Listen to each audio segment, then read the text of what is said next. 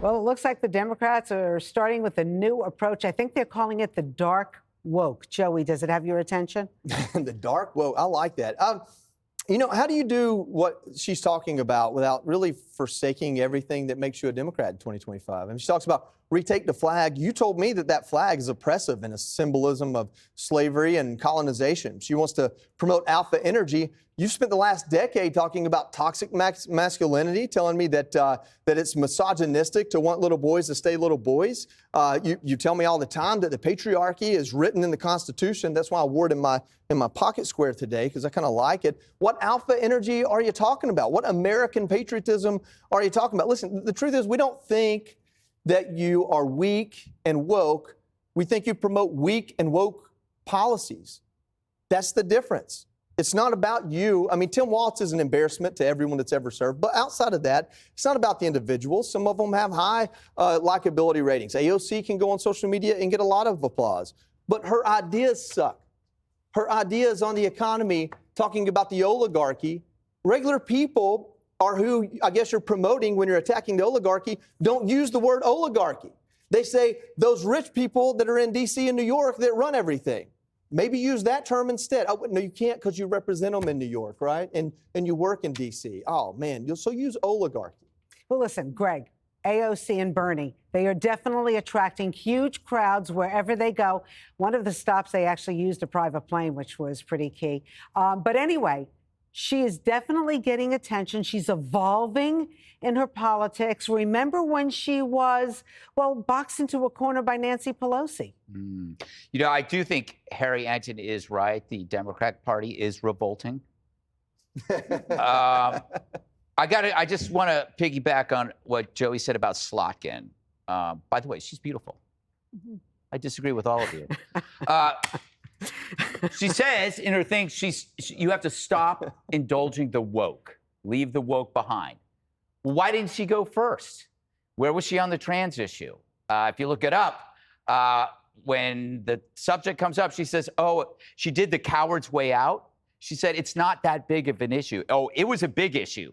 Cost you an election. Where were you? Why didn't you share the risk with other women who felt threatened by strange men in women's spaces? It was coward.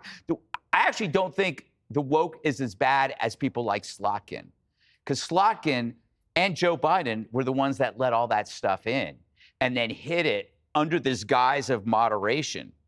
That's what bothers me.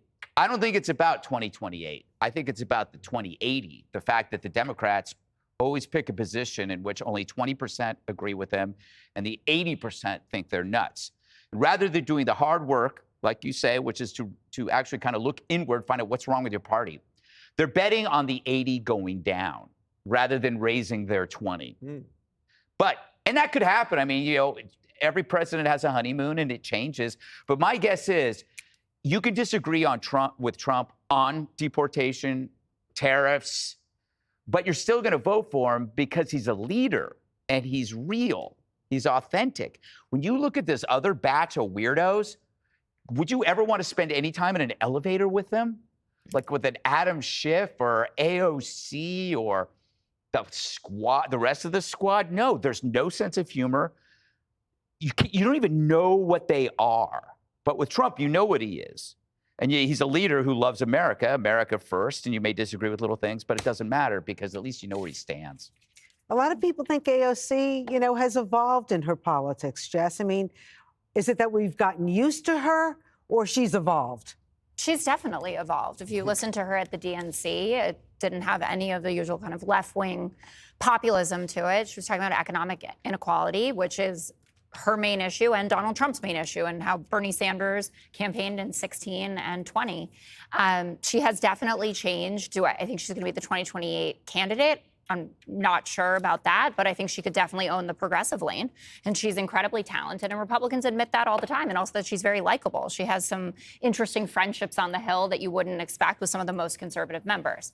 As far as Alyssa Slotkin is concerned, she has delivered the goods. She won a swing state that Donald Trump also won. She has served this country. She has tested these lines out there campaigning, and people, Republicans, Democrats, and independents, moderates, progressives, all of them have come back and said, we're invested in you. We think you can represent us well.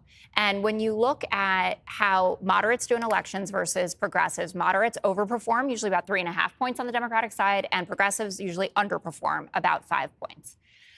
She wants the Democrats to be talking about the things that are important to Americans. And that is right now the economy. And the economy is in tatters because of this trade war that Donald Trump has kicked off. We know his economic rating is down about 20 points. His approval in the new Reuters poll, 37%, New York Times Siena, 42%. So when she's out there saying, we need to talk about protecting small businesses that are getting killed by this trade war with China. We need to talk about protecting farmers. Donald Trump might have to do a carve out for them. It's going to be so terrible. Needs to talk about patriotism. That means anyone who wants to serve in this country and is fit to serve, that we welcome that. And that I see you look up. I'm interested. That perked my ears. What do you mean? Do you mean like trans? Are you talking about trans in the military? Trans in the military. There you go. If that, down the hill.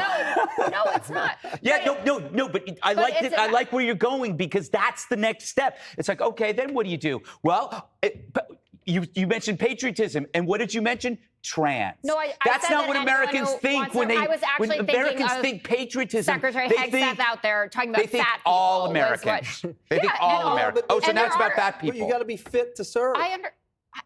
I'm saying wasn't my first thought was Shannon. Well, I think this shows that there is an identity crisis within the party for sure, because you've got Senator Slotkin, very interesting, a former CIA analyst, and I think she's being very strategic about how she wants to go after this. They chose her to give the response to the joint address to Congress, so clearly many people in the party think that's their lane. She has called out AOC. She says, I can't be like her. I actually have to get stuff done.